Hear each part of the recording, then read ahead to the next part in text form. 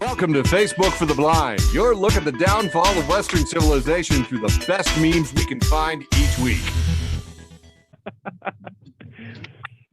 Ladies and gentlemen, both and neither, welcome to another episode of Facebook for the Blind, a show for the visually and Facebook impaired. I'm your not even humble host, Eric Sizemore, joined by my beautiful co-hosts, Quiet Michael Labune and Andrew Teedy. And we're going to get to some funny memes. But first, oh no, it doesn't work in full screen mode. That's so funny. That's fun. Okay. I got to hit a button. Okay. And then I got to, okay. And then, yeah, we'll take that out in post. First. Wow. First. The depressing news. A copyrighted, trademark, registered part and very essential component of Facebook for the Blind. Today, for March 21st, 2023, all kinds of shit happening.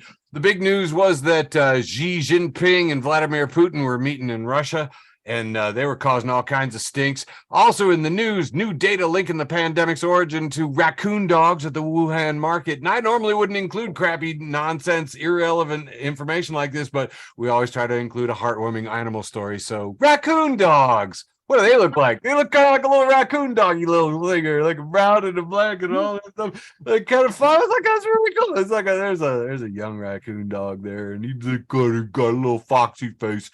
Anyway, there's one from Mexico City. The International Criminal Court issued an arrest warrant for Putin, which everybody got very excited about in the news because there was a document that they could read from and pretend that it was going to have some effect. But the U.S. does not actually recognize the jurisdiction of the International Criminal Court. So it's really fucking funny. And you're like, oh, well, all we'd have to do is just recognize that. Yeah, but the Pentagon is like, no, that would create a precedent.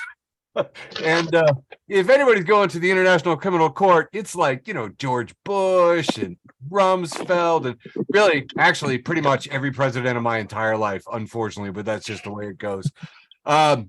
Friend of the show, Erica Marsh, reports today, holy shit, Texas Governor Greg Abbott is now under investigation for human trafficking of migrants by the D.C. Attorney General. Remember when he pulled that stunt and sent migrants up to D.C.? The AG can bring criminal or civil fraud charges against Governor Abbott. Retweet to thank D.C. AG. Hey, thank you, buddy. That was great. Just to remind you that we're not the only country on the planet that's got really terrible people in government. Macron has enraged France by forcing through a pension bill with no vote. So basically, he just like, you know, is going to lower the retirement age without consulting anybody in the parliament at all. And he can just do it. And, you know, they're saying, oh, nobody thinks that he's going to be forced out. They can have a no confidence vote. But again, the people in power who write the laws have written the laws in such a way that we can't seem to legally get rid of them. And I think pretty soon we're going to remember that, like, oh, that's right. There isn't a legal way to do this. I don't know what will happen then, but here's a picture from France. Look at this. This is French photography, ladies and gentlemen. Those are French riot cops with their shields and their helmets and some tear gas in the background and trash can flying. That's a good 12, 13 feet in the air. And I'm saying, man, that is pretty good French style photography from Robin Lee, friend of the show. Thank you so much. You can find that one on our Facebook page, FB4tB, a weekly meme cast. And if you're not following FB4tB, yes, you are. The reckless capitalism continues this week as capitalist banks were again rescued by government socialism, as phrased by friend of the show, Ralph Nader. Meanwhile, in a normal kind of bank robbery, I guess I should go back and, I don't know, elaborate on that a little bit. But we bailed out like Silicon Valley Bank, Signature Bank, which a lot of people were saying was messing around with crypto, also got seized by the FDIC. And other banks this week were bailed out by other banks. Like they were scared, like a domino effect in the whole banking industry could come crashing down like a house of cards because they've deregulated everything, you know, and that's a common theme. Now, in a more regular bank robbery story, or what used to be considered a more regular bank story, a man politely robbed a Utah bank for $1 and then sat down and waited to be arrested. And by all accounts was very polite. And I would like you to just consider the country that we live in, the richest country on the fucking planet, has a social services net that's so great, a guy decided it would be better to go to federal prison than try to put gas in his car or get a job or take care of himself. No lie with Brian Tyler Cohen. If you're not following BTC, you are missing out. Summed it up pretty well. Trump disbanded the pandemic response team that the Obama-Biden administration had created, and crisis followed. Trump ended the rail regulations the Obama-Biden administration created. Crisis followed. Trump ended banking regulations the Obama-Biden administration created. Dodd-Frank. Crisis followed. See if you can find a pattern. Speaking of train deregulation, 2 BNSF trains derailed in separate incidents in Arizona and Washington State last Thursday. And I don't know, man, but once something starts happening twice a day, is it still news? Or is it just like a normal daily occurrence? And I messed up because I found out later it actually happens on average 3 times a day now. Look at this BNSF train. Even my buddy Ben says, look, it's resting. Can a locomotive get a break? And if you look at this, it really is giving some tired Thomas the Tank Engine vibes. Taking a little dirt nap. Just little choo-choo that went. Yeah, so anyway, that's fun. Meanwhile, the Dominion lawsuit keeps just tossing out nuggets. Murdoch actually said in an email that came out in the wake of the 2020 election that he had insisted that Fox News fire Guilfoyle, whose first name escapes me. Oh, Kimberly Guilfoyle, who, let's remember, is dating Don Jr. right now and was formerly married to California Governor Gavin Newsom, because even though they pretend to fight on TV like the WWF, afterwards they all go out for pancakes. They're all rich. Yeah, they're all rich. They're all fucking rich. They all have homes, in the Cape or whatever. They all go to the same 5-star golf clubs and Swiss chalets. Yes. Anyway, but here's the funniest thing. Murdoch at Fox News insisted that Kimberly Guilfoyle be fired for sexually inappropriate behavior. Let that one sink in. Do we all remember Fox News? Do you know what you got to do? What did she show? What does that mean? Did she show up to work without showing cleavage? Dude, she flashed some dudes. She tried to pull them into an office. She was losing her mind in Fox News. Wow. And I know. And I'm like, these people are they would be the coolest people in your frat, or the most terrible people in This is like my cousin getting fired from that police department in Arkansas, and the reason he was fired was for being, and I quote, too racist. Oh shit. Jesus. Oh my God. All right, I'm gonna fly through the rest of these. This is beautiful. Speaking of the WWE, they are now in talks with state gambling regulators to legalize betting on scripted match results. And my brain broke. I mean, dude, I think reality has finally melted down and fiction has won. Are you kidding me? As the resident wrestling guy around here, this has been a humongous topic in the wrestling chat groups and stuff, and this is the dumbest thing since unsliced bread. George last night took the opposite side and said that they had Las Vegas gambling on who shot Mr. Burns. And I'm like, well, that's it's fine if you can keep wraps on the numbers, but this is people with numbers and inside information. You can't, this is, ouch, my brain. Yeah. Anyway, so George and I just had to agree to disagree. A lot of storminess coming out all over the country. There was hail, softball-sized hail in Texas, and my Texan friends were pretty freaked out by that. Meanwhile, that storm system hit Illinois, and we just had weather. You probably don't even remember it.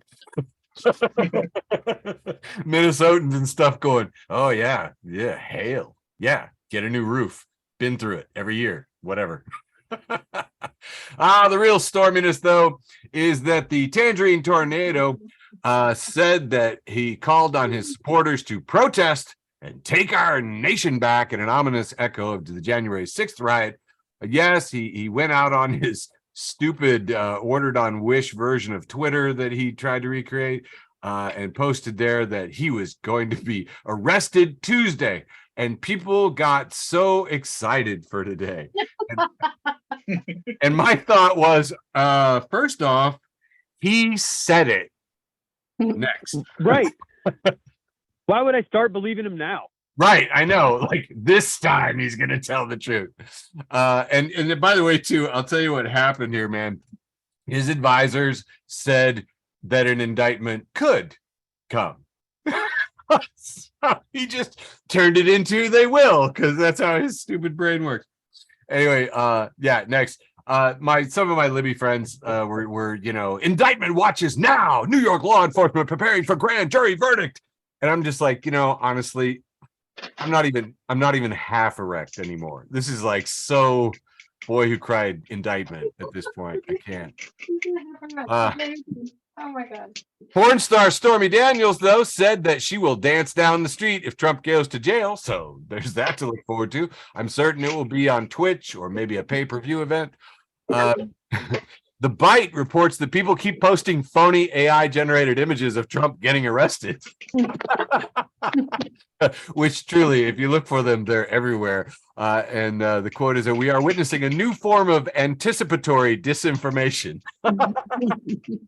Here's one right now. I thought that, look at this. This is kind of amazing, really, when you look at it. It's like photorealistic. We've got 3 law enforcement. Trump has never looked that skinny. Never. Not once has he ever looked that good in a suit. You put your thumb over that guy's head, this guy's okay. You know what I mean? That's a solid 6. His hair's not fucked up enough. There were a lot of comments. Of all the comments, that was the number one. His hair would be more mussed up. And I'm like, that's absolutely hilarious. I don't know if you guys really appreciate how fast AI is coming on, but Cal Penn is up there talking about OpenAI. They've just debuted Chat GPT-4, which can pass the bar exam. So everybody whose parents told them to go to law school, it would have been pointless. Look, I'm just kidding. That one was most. Oh, God. I don't know if you can see this. I'm gonna see this.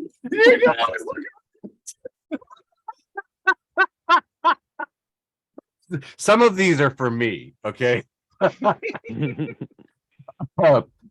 Anyway, but what I want to point out that's absolutely amazing, I don't know what the viewership is of The Daily Show on cable, but Cal Penn said, what are we going to do if AI replaces everybody's job? And you'll notice here on the closed caption, he says, well, everybody knows it's universal basic income. And I'm like, damn, he just said UBI on TV, like in front of God and millions and everyone. It's on YouTube.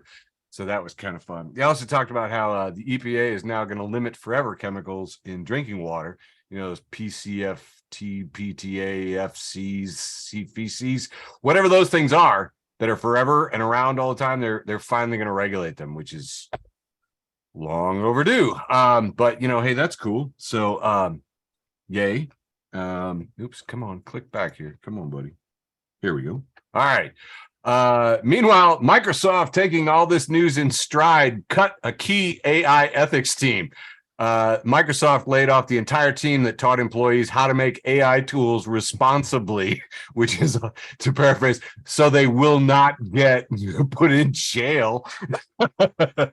Expert calls the decision damning and says it's time for regulators to get involved. It's like, well, I'm glad somebody's finally talking about how to stop the AI that could destroy our entire economy and civilization.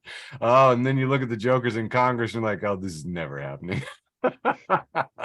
Breaking news today.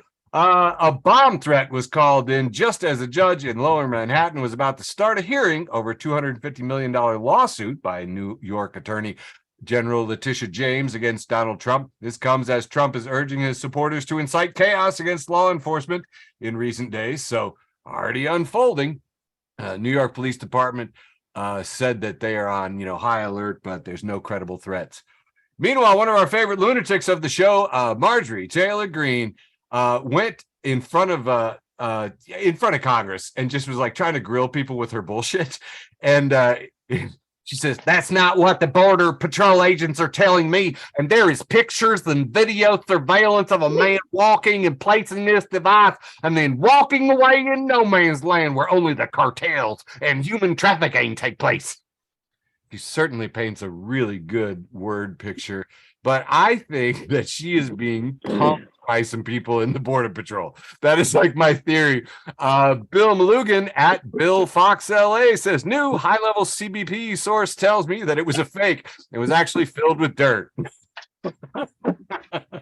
Border Patrol agents in the Rio Grande City said it while it appeared to be nefarious, I'm told it did not include any explosives. And you're like, oh, what was it? It was dirt in a ball of duct tape. That is all it is. Dirt in a ball of duct tape. But Marge is just like, you just come up with some crazy shit, Marge, and you just say it on C-SPAN. Amazon is facing a lawsuit alleging that the company did not properly notify customers entering its Amazon Go stores in New York City that it was tracking and collecting their biometric information. So, I guess we're used to surveillance everywhere in our lives, but in a retail environment, come on. Anyway. Is nothing sacred. Is nothing sacred. I am a shopper. If you can't be safe when you're shopping, this isn't the America I fought for. I'll tell you that right now. Yeah. Damn right. Do you remember when our Lord and Savior, George H.W. Bush, said that for us to do our patriotic duty after 9/11, we should go shopping? This on is Good Black Friday, the holiest of all American days. Oh my God. Now, apparently, not everybody got the memo. Apparently, not everybody got the memo that Americans are really not into surveillance capitalism. When you tell us about it. So, Joe Rogan sacrilege is what it is. Joe Rogan has opened his anti-cancel culture club in Austin. Yeah, that's right. This club is anti-woke. And let me tell you a little bit about this. What people have focused on is that Joe Rogan's new anti-woke comedy club uses facial recognition surveillance on its fans upon entry. They are searched. Your cell phone is taken from you and kept in storage. Security is very intense. You have to get your face scanned like you're going through airport security at Heathrow. And friend of the show, George, said, you call it anti-woke, you take everyone's recording device, and you have facial recognition. This is a place where you can just slur on stage to your heart's content. That is what he has built. That's what it's for. And I thought that was a pretty solid hypothesis. Yeah. It's like, dude, man, Austin moving backwards. Hey, it was St. Patty's Day last week, and here's just a little bit of history here. As a positive as the Shamrock Shakes impact has been, there have been some missteps. To help promote Shamrock Shakes, McDonald's introduced a new mascot character called Uncle O'Grimacy in 1975.